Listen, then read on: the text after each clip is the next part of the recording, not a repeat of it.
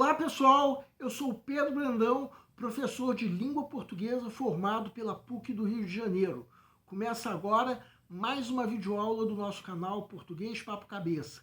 Em primeiro lugar, inscreva-se no nosso canal para não perder nenhuma das nossas próximas videoaulas e ative o sininho para receber todas as notificações. Nessa aula nós vamos comentar uma questão da prova mais recente do Enem, que de acordo com a nossa avaliação tem um nível difícil de resolução. Perante uma questão como essa, uma leitura cuidadosa se faz necessária. E o ideal é que o candidato conte com a fase de revisão, no caso de ele estar seguindo o método que nós já propomos em outra videoaula. Vamos entender. Segue um quadro.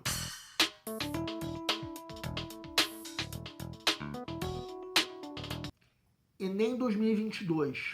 Morte lenta ao luso infame que inventou a calçada portuguesa. Maldito Dom Manuel I e sua corja de tenentes eusébios. Quadrados de pedregulho irregular socados à mão. A mão, é claro que ia soltar. Ninguém reparou que ia soltar? Branco, preto, as ondas do mar de Copacabana. De que servem as ondas do mar de Copacabana? Me deem chão liso, sem protuberâncias calcárias. Mosaico estúpido. Mania de mosaico. Joga concreto em cima e aplana. Buraco, cratera, pedra solta, bueiro bomba. Depois dos 70, a vida se transforma numa interminável corrida de obstáculos. A queda é a maior ameaça para o idoso. Idoso, palavra odienta. Pior, só terceira idade. A queda separa a velhice da senilidade extrema. O tombo destrói a cadeia que liga a cabeça aos pés. Adeus, corpo. Em casa, vou de corrimão em corrimão. Tateio móveis e paredes. E tomo banho sentado. Da poltrona para a janela, da janela para a cama, da cama para a poltrona, da poltrona para a janela. Olha aí outra vez a pedrinha traiçoeira atrás de me pegar. Um dia eu caio, hoje não. O recurso que caracteriza a organização estrutural desse texto é a ou o. A. Justaposição de sequências verbais e nominais. B. Mudança de evento resultante do jogo temporal. C. Uso de adjetivos qualificativos na descrição do cenário. D. Encadeamento semântico pelo uso de substantivos sinônimos. E. Interrelação entre orações por elementos linguísticos lógicos. Peço para que deem uma pausa antes de ser dado o gabarito. O gabarito é letra A. A pergunta do enunciado é: qual o recurso que caracteriza a organização desse texto? Vamos supor que você esteja na fase de pré-leitura da prova. A fase em que, de acordo com o nosso método, o candidato está fazendo uma leitura prévia da prova como um todo, a fim de avaliar o grau de dificuldade de cada questão. A primeira coisa que nós fazemos é ler o texto. Temos aí uma crônica de Fernanda Torres, que antes de ser escritora já fazia sucesso como atriz.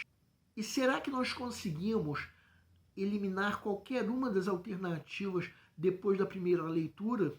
Me parece arriscado. São ideias que nós só entenderíamos como respostas corretas ou não à pergunta do enunciado se fizermos uma leitura bem atenciosa do texto.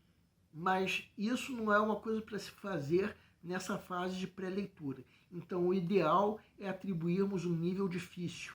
Agora vamos supor que chegou o momento de se resolver mesmo a questão. Nos focando na pergunta do enunciado, vamos ler o texto pensando em cada alternativa, começando, é claro, pela alternativa A, que por acaso é o gabarito da questão. Peço para que deem uma pausa para lermos as duas primeiras frases. O que será que liga a primeira frase à segunda? Ou seja, o trecho que estamos destacando em negrito agora. Por uma questão de lógica, nós entendemos que o tal luso infame é Dom Manuel I e sua corte de tenentes Eusébios, como diz o texto.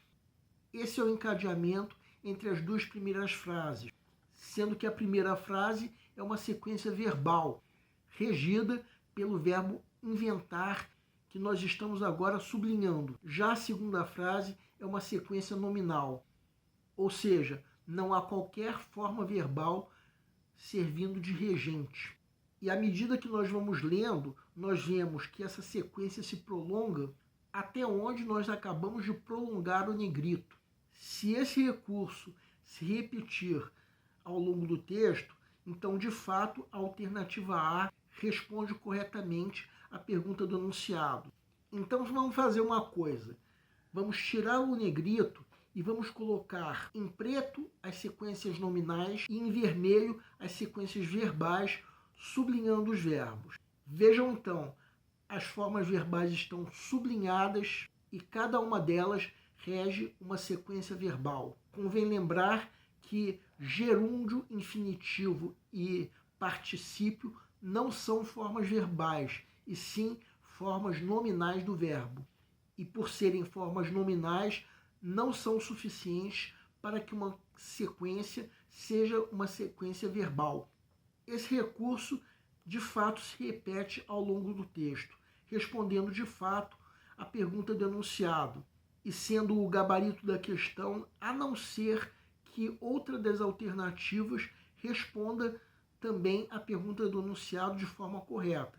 Se for o caso, essa questão pode ser anulada. Então vamos ter que ler o texto de forma bem cuidadosa.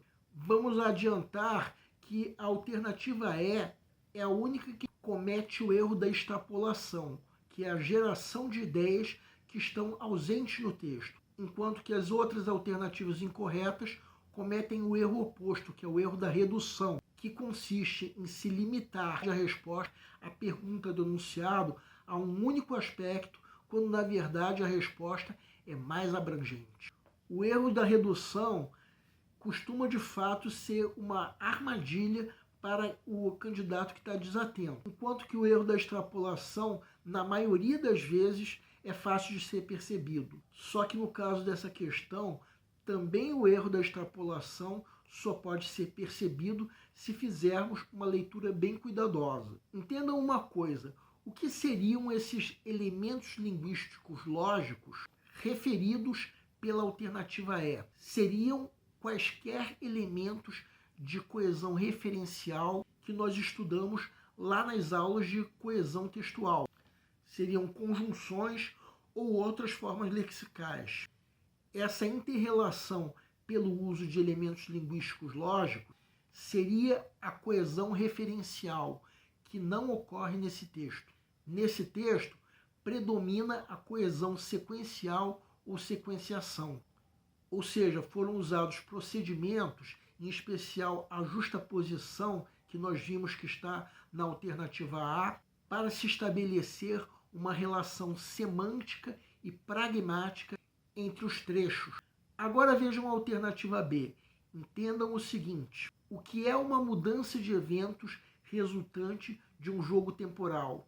Trata-se de uma mudança de evento acompanhada de uma mudança de tempo verbal. Então vamos mais uma vez sublinhar as formas verbais do texto. Reparem que a maioria dos verbos estão no tempo presente, que estamos destacando em vermelho. Convém ressaltar que o verbo cair no final do texto está conjugado no tempo presente, mas está no sentido de futuro do presente. A forma gramaticalmente correta seria cairei. De qualquer maneira, notem que as formas verbais que nós estamos destacando em verde estão no pretérito perfeito do indicativo. E entre essas duas formas, nós temos a locução verbal ia soltar, no futuro do presente composto. Ou seja, da primeira forma para a segunda, temos uma mudança de tempo verbal. E temos uma outra mudança de tempo verbal da segunda forma para a terceira. Só que não houve uma mudança de evento. O trecho que nós estamos destacando em negrito agora se refere a um único evento, a invenção das pedras portuguesas. O texto está falando das condições presentes no calçadão de Copacabana, até o trecho para onde estamos prolongando o negrito. Daí em diante, o texto fala sobre a vida cotidiana do idoso. Então, esses eventos são marcados por mudanças de tempo verbal. De certa forma, sim. A primeira mudança de evento ocorre com uma mudança do pretérito perfeito para o presente. A segunda mudança de evento ocorre com uma mudança do modo verbal. Saiu-se do modo imperativo e foi-se para o modo indicativo do verbo transformar, enquanto o verbo aplainar estava no modo imperativo. Mas será que isso nos leva a responder a pergunta do enunciado com a alternativa B? Não, é muito pouco.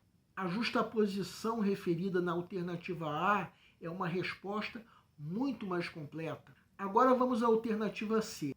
Reparem que o cenário predominante nesse texto é o calçadão de Copacabana. No finalzinho do texto, o cenário muda para a casa do narrador. Onde estão esses adjetivos qualificativos do cenário? No texto, os adjetivos que nós encontramos são essas palavras que nós estamos destacando em vermelho.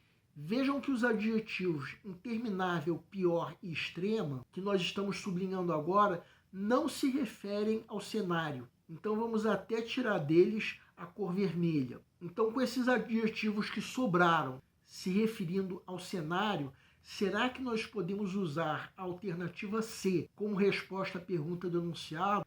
Mais uma vez, não, porque é muito pouco. A alternativa A dá uma resposta muito mais completa. Agora vamos à alternativa D. Onde estão esses substantivos sinônimos no texto? O primeiro momento em que isso acontece é com esses dois substantivos que nós estamos colocando agora em vermelho. Mais adiante, a mesma coisa, ainda se repetindo ali perto com essas palavras que nós mais uma vez estamos destacando em vermelho. Ou seja, essa alternativa D é muito pouco para se responder a pergunta do enunciado. A alternativa A é a única que dá uma resposta correta à pergunta do enunciado, sendo, portanto, o gabarito da questão. Bem, espero que vocês tenham visto que, de fato, essa é uma questão de difícil resolução. Só acerta uma questão como essa quem faz uma leitura muito cuidadosa e atenta. Tudo que nós mostramos demanda esse tipo de leitura e acaba demandando também uma fase de revisão, como a que nós propomos no nosso método. Então é importante que você que é candidato seja capaz de sacar o gabarito de questões mais fáceis o quanto antes, para ler com atenção uma questão como essa e sacar o gabarito com segurança. O nosso canal Português Papo Cabeça antigamente se chamava Aprenda a Língua Portuguesa. Cada vez mais estaremos focados em vocês que estão movendo a roda da história para que seja criado um futuro melhor para todos. Então, o nosso foco principal continua sendo os vestibulandos, que terão no nosso canal uma fonte importante de estudo de língua portuguesa, onde nós ensinaremos os recursos da nossa língua para que possam, em primeiro lugar, escrever de forma adequada, entre outros textos, a redação do vestibular. Em segundo lugar, para que possam interpretar textos de forma adequada, não apenas numa prova de vestibular ou concurso, mas também na leitura de textos que ajudarão vocês a se manterem atualizados. Cada vez mais nós teremos no nosso canal um Papo Cabeça. Ensinaremos nossa língua sim, mas de forma a estimular a inteligência que nasceu dentro de vocês e que precisa ser estimulada. E a missão do nosso canal é melhorar cada vez mais. Então vocês podem usar tanto o nosso e-mail quanto a nossa fanpage do Facebook para fazerem qualquer comentário, elogio, crítica ou ainda reclamação sobre as nossas videoaulas. E vocês também podem usar tanto o nosso e-mail quanto a nossa fanpage para pedirem para esclarecer qualquer dúvida que vocês tenham sobre a matéria. E nós agradecemos a todos vocês que estão assistindo nossas videoaulas. Em especial, nós agradecemos a todos vocês que estão compartilhando nossas videoaulas com outras pessoas. Muito obrigado porque vocês estão ajudando o nosso canal a ser feito. Pedimos ainda que deixem um like. Muito obrigado e aguardem nossa próxima aula.